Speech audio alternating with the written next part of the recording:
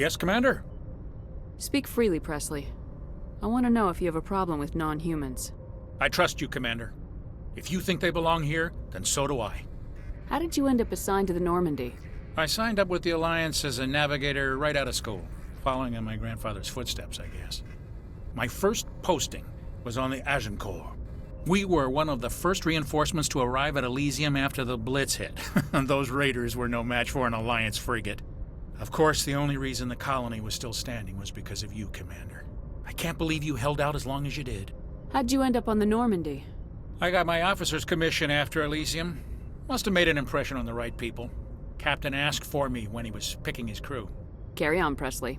Yes, ma'am.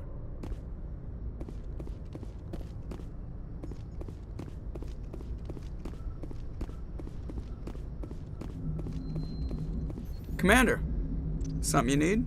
How's the Normandy performing? Is she everything they said she'd be? She's the best ship in the fleet, if you've got a pilot who knows how to handle her. Balance isn't what you'd expect. Takes a while to get used to that oversized drive core we got stuffed in the back, and her power can sneak up on you if you're not careful. The Normandy's probably too much ship for your average Alliance pilot, Commander. Lucky for you, I'm anything but average. I like to know my crew. Mind if I ask you a few questions? I can see where this is going. You did a background check on me, didn't you? Well, I'll tell you the same thing I told the captain. You want me as your pilot. I'm not good. I'm not even great. I am the best damn helmsman in the Alliance fleet. Top of my class in flight school, I earned that. All those commendations in my file, I earned every single one. Those weren't given to me as charity for my disease. I'm sorry, Joker. I didn't even know you were sick. You mean you didn't know? Oh, crap. Okay, I've got Vrolik syndrome, brittle bone disease. The bones in my legs never develop properly. They're basically hollow, too much force and they'll shatter. Even with crutches and my leg braces, it's hard to get around. One wrong step and crack! It's very dramatic. But I've learned to manage my condition, Commander. Put the Normandy in my hands and I'll make her dance for you. Just don't ask me to get up and dance unless, you like the sound of snapping shin bones. Why does everyone call you Joker? It's a lot shorter than saying Alliance Flight Lieutenant Jeff Moreau. Plus, I love to make little children laugh. You're dodging the question. Look, I didn't pick the name. One of the instructors in flight school used to bug me about never smiling. She started calling me Joker, and it stuck. Why didn't you ever smile? Hey, I worked my ass off in flight school, Commander. The world's not gonna hand you anything if you go around grinning like an idiot. By the end of the year, I was the best pilot in the academy, even better than the instructors, and everybody knew it. They'd all got their asses kicked by the sickly kid with the creaky little legs. One guess who was smiling at graduation? I need to know more about this Vrolik syndrome if I'm putting my ship in your hands. Yeah, of course you do. It's an extremely rare condition. Nobody knows exactly what causes it. Genetic, maybe. It's treatable, but there's no cure. They classify my case as moderate to severe. I was born with over a dozen fractures, hip, thighs, ankles. My bones were already breaking in the womb. 100 years ago, I wouldn't have survived past my first year. Lucky for me, modern medical science has turned me into a productive member of society. You're not gonna break a bone trying to fly the ship, are you? I don't fly with my feet, Commander, so I'm fine as long as I'm in this chair. I gotta be real careful when I get up to take a piss, though. I can do my job as well as anyone on the ship. Better, actually. So don't worry about it. I'm not trying to make you uncomfortable. Let's talk about something else. Whatever you want, Commander. How'd you end up joining the Alliance? Look, if you're looking for an inspirational tale of the crippled kid overcoming impossible odds, you're gonna be disappointed. My mother was a civilian contractor working for the Alliance. I basically grew up on the Arcturus station back when they were building up the fleets.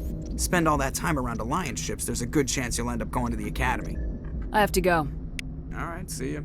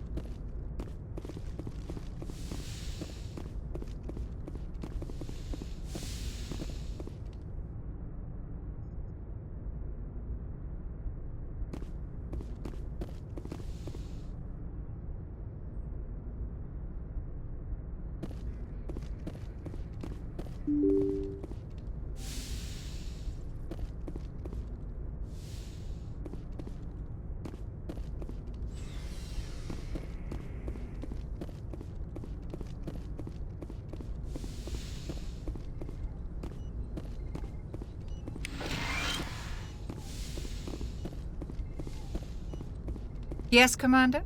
Is there something you need? How did you end up serving on an Alliance ship? I enlisted right out of med school. Earth always seemed boring to me. Too safe, too secure. I figured the colonies were teeming with exotic adventure. I wanted to travel the stars, tending the wounds of tough soldiers with piercing eyes and sensitive souls. Turns out military life isn't quite as romantic as I'd imagined. But humanity needs the Alliance if we want to keep expanding through the Traverse, and the Alliance always needs good doctors. So I stayed on to do my part. Ever think you made the wrong choice? Sometimes I think about opening a private practice back on Earth, or maybe taking a position at one of the new med centers out in the colonies. But there's something special about working on soldiers. If I left the Alliance now, I'd feel like I was abandoning them. How well do you know the Lieutenant? I'd never worked with him before this mission, but he has an impressive service record, over a dozen special commendations. Tends to keep to himself, though. Maybe because of the headaches. It's not easy being an L2. What does that have to do with it? Well, most biotics now use the L3 implants. Lieutenant Alenko was wired with the old L2 configuration. Sometimes there are complications. What kind of complications? Severe mental disabilities, insanity, crippling physical pain. There's a long list of horrific side effects. Caden's lucky. He just gets migraines. I should go. Goodbye, Commander.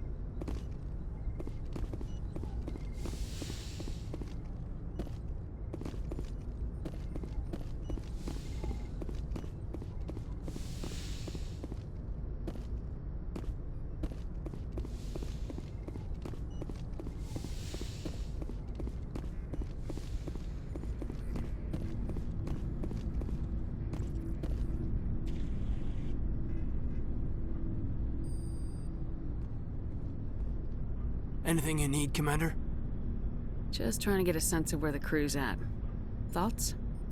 I've wasted enough of your time for now, Commander. We'll have time for personal debriefings later. What's your opinion on the last mission?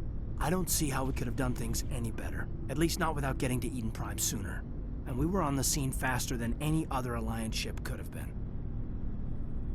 We'll talk another time, Lieutenant. Commander?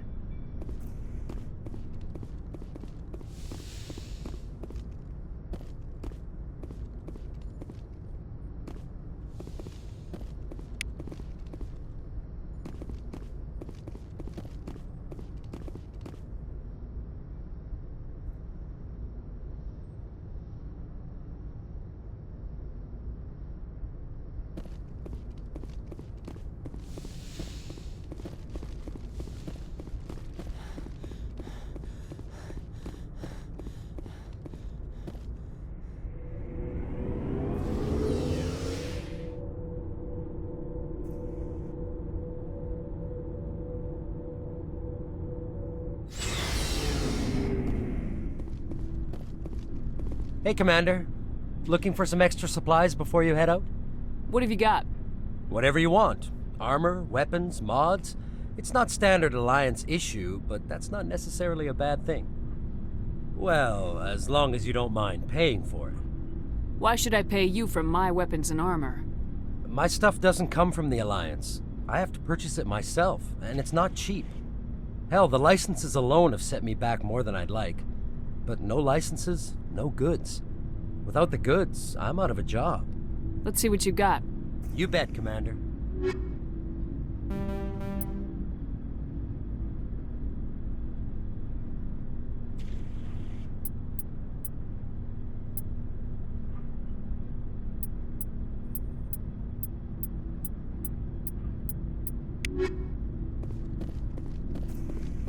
Thanks for bringing me on board, Commander. I knew working with the Spectre would be better than life at CSEC. Have you worked with the Spectre before? Well, no, but I know what they're like. Spectres make their own rules. You're free to handle things your way. At CSEC, you're buried by rules. The damn bureaucrats are always on your back. For the most part, the rules are there for a reason. Maybe. But sometimes it feels like the rules are only there to stop me from doing my work. If I'm trying to take down a suspect, it shouldn't matter how I do it, as long as I do it. But CSEC wants it done their way. Protocol and procedure come first. That's why I left. So you just quit because you didn't like the way they do things? There's more to it than that. It didn't start out bad, but as I rose in ranks, I got saddled with more and more red tape. C-Sec's handling of Saren was typical. I just couldn't take it anymore. I hate leaving. I hope you made the right choice. I'd hate for you to regret it later. Well, that's sort of why I teamed up with you. It's a chance for me to get off the Citadel, see how things are done outside C-Sec. Either way, I plan to make the most of this. And without C-Sec headquarters looking over my shoulder, well, maybe I can get the job done my way for a change. If getting the job done means endangering innocent people, then no. We get the job done right, not fast. Got it? I wasn't trying to... I understand, Commander.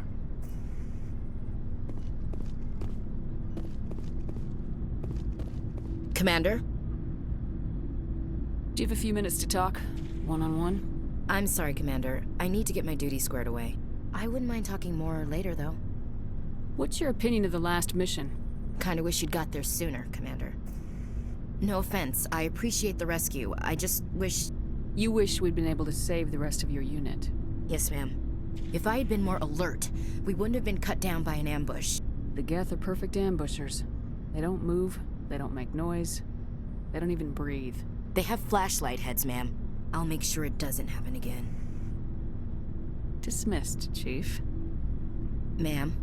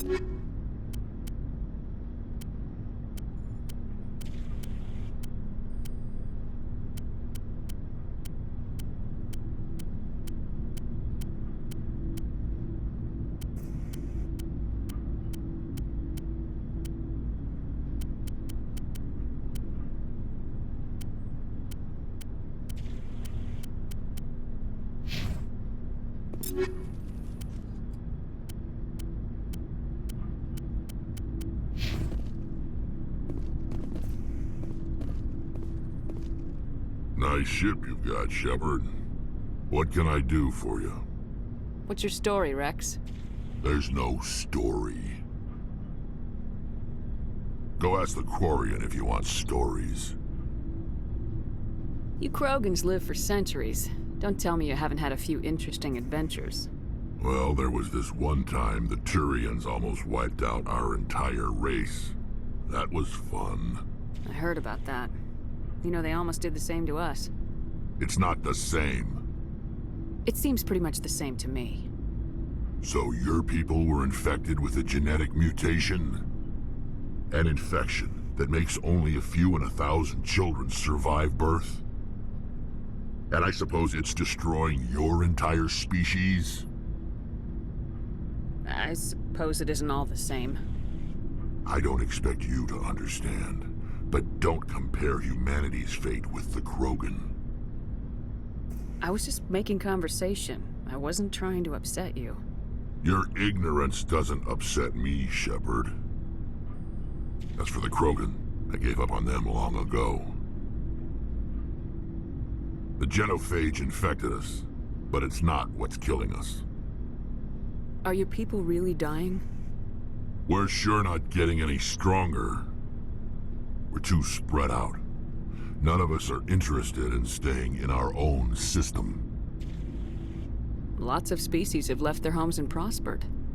But they go to colonize new worlds. We're not settlers. We're warriors. We want to fight. So we leave. Hire ourselves out. And most of us never go back.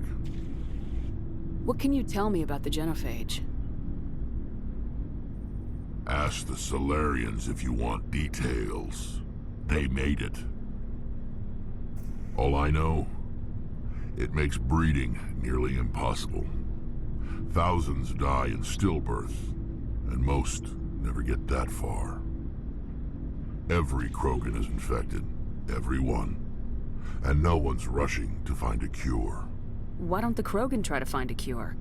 When was the last time you saw a Krogan scientist? You ask a Krogan, would he rather find a cure for the genophage or fight for credits? He'll choose fighting every time. It's just who we are, Shepard. I can't change that. Nobody can. What can you tell me about the genophage? Ask the Solarians if you want details. They made it. All I know, it makes breeding nearly impossible. Thousands die in stillbirth, and most never get that far. Every Krogan is infected, every one. And no one's rushing to find a cure. So long, Rex. Shepard.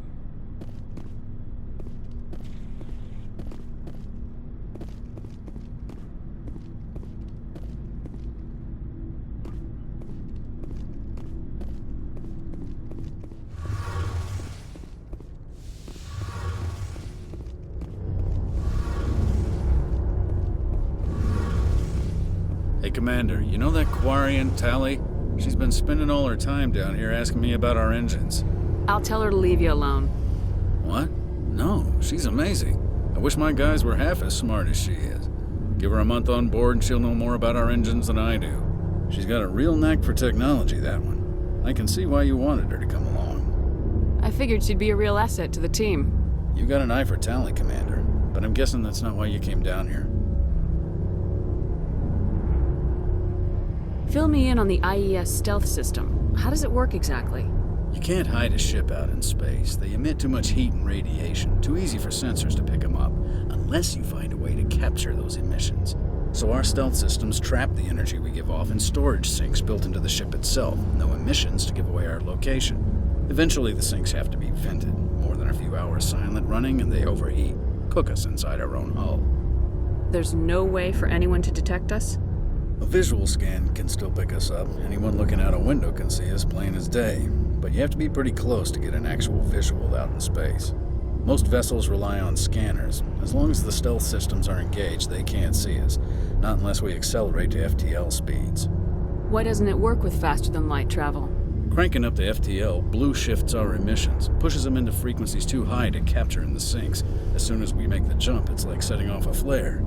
Sensors can pick up our location whenever we enter or exit FTL flight, but for short-range missions, our stealth systems are amazing, and we've got the only one. I want to know more about the Normandy.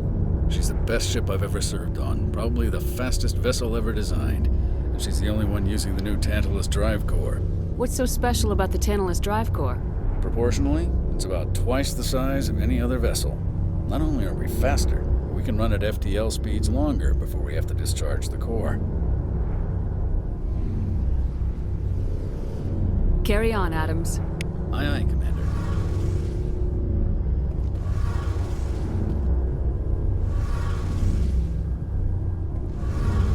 Your ship's amazing, Shepard. I've never seen a drive core like this before.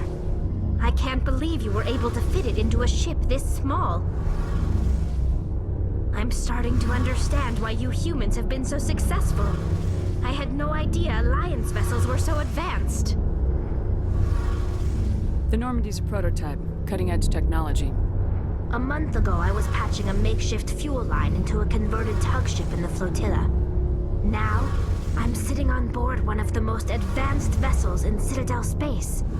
I have to thank you again for bringing me along. Traveling on a vessel like this is a dream come true for me.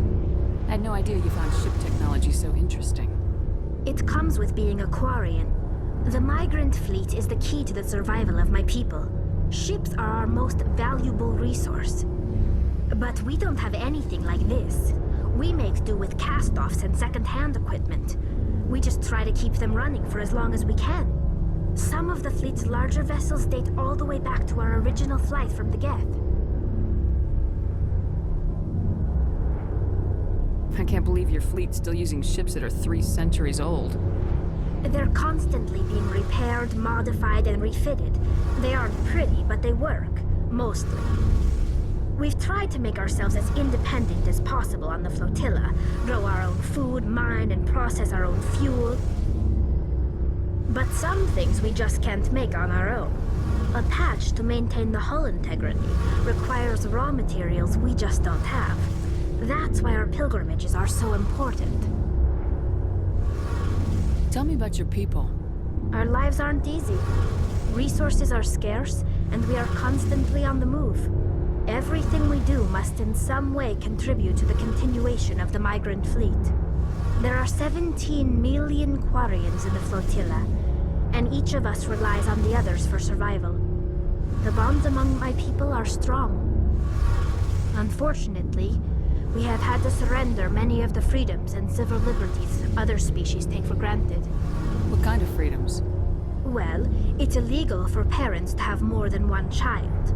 If our population grows too much, it would strain our resources to their breaking point. Of course, we also can't allow our numbers to become too few. If our population is in decline, the rule against single births is temporarily repealed. In extreme cases of population decline, incentives are even offered to encourage multiple births, though the Conclave hasn't had to take such measures in nearly a century. That's your government. The Conclave is our civilian branch of government. Each ship can elect a representative to serve on the Conclave and make decisions that affect the fleet as a whole. On matters that affect an individual ship, however, the captain has the final say. It's a tradition that dates back to the early days, when the fleet was governed by martial law. Fortunately, most captains nowadays are smart enough to have an elected council from their crew to give them advice and guidance. So the ultimate power rests with elected officials? In practice, the Conclave and the respective council for each ship tend to set the rules that govern our daily lives. But in theory, we are still under military jurisdiction. The 5 top-ranking military officials in the fleet serve on the Admiralty Board. These 5 have the power to overrule any decision by the Conclave in case of emergency. To do so requires unanimous agreement among the Admiralty, and they can only do this once. After that, the entire board must resign their posts. It's a safeguard that served us well. In nearly 3 centuries, the Admiralty Board has only overruled the Conclave 4 times. I want to know more about the pilgrimage. When my people reach maturity, we leave our birth ships and seek acceptance with a new crew. It's necessary to maintain genetic diversity among the fleet. But no ship wants to accept someone who will be a burden on them. So, to prove our worth, we embark on a pilgrimage. We set out alone, leaving the flotilla and our families behind us. We only return once we have found something of value we can bring back to the fleet. This is presented as a gift to the captain of the respective ship we wish to join. If the gift is accepted, we are welcomed into the crew. Can a captain choose to reject the gift? That doesn't happen often. Most captains are eager to increase the size of their crew. It increases their own standing in our society. Even when a gift is not particularly valuable, the captain usually accepts it out of a sense of tradition. However, there is a stigma to presenting a substandard gift. It's not the best way to make a good impression on a new community. Most pilgrims don't return until they find something worthwhile. Can a captain choose to reject the gift? That doesn't happen often. Most captains are eager to increase the size of their crew. It increases their own standing in our society. Even when a gift is not particularly valuable, the captain usually accepts it out of a sense of tradition. However, there is a stigma to presenting a substandard gift. It's not the best way to make a good impression on a new community. Most pilgrims don't return until they find something worthwhile. I can't believe they just send you off alone. It's not like they just cast us out.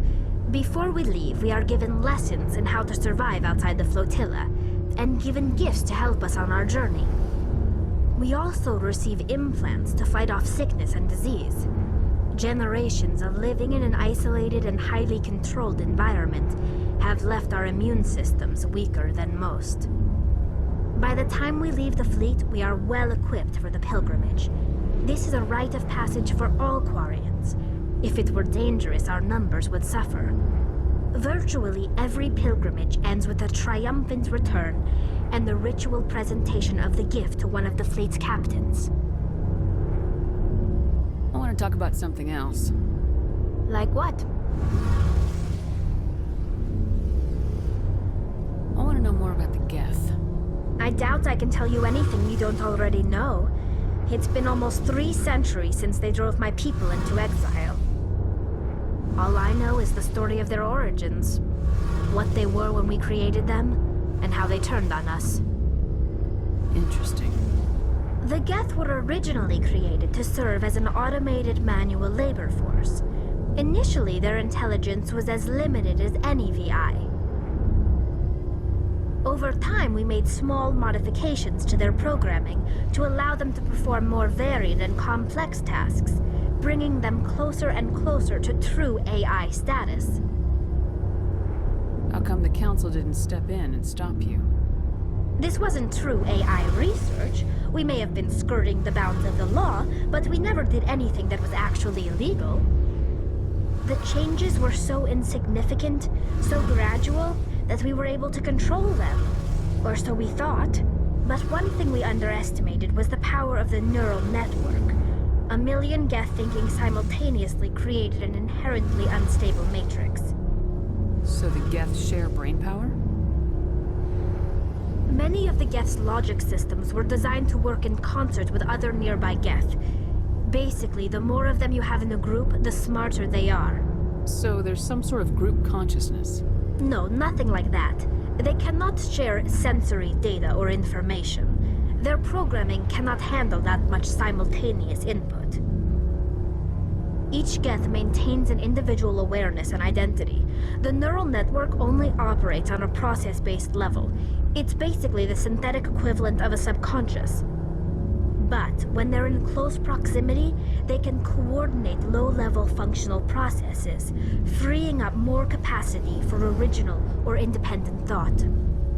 What made them rebel?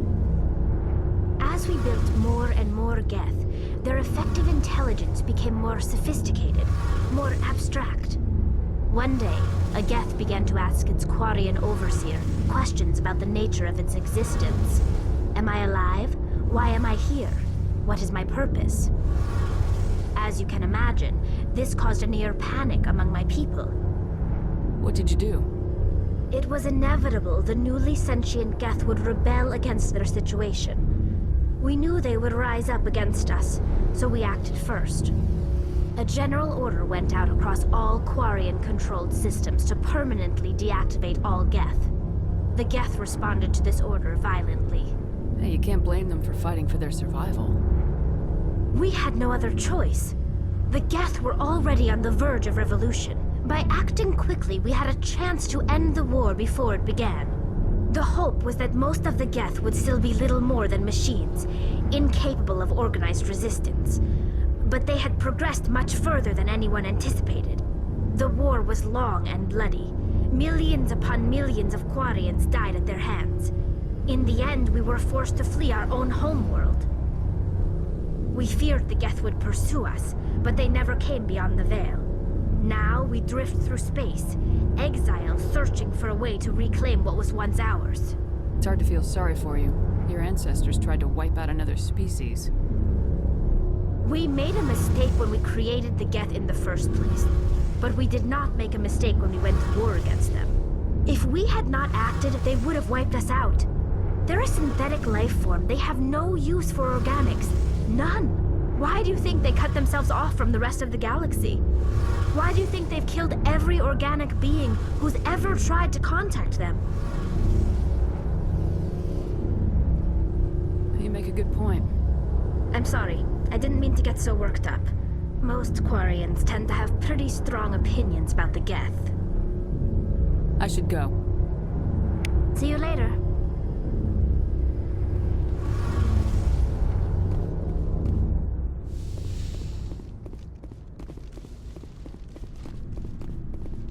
Looking for supplies? Let's see what you got. You bet, Commander.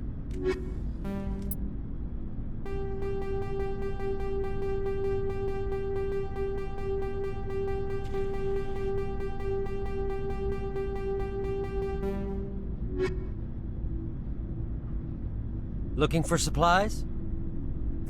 Let's see what you got. You bet, Commander.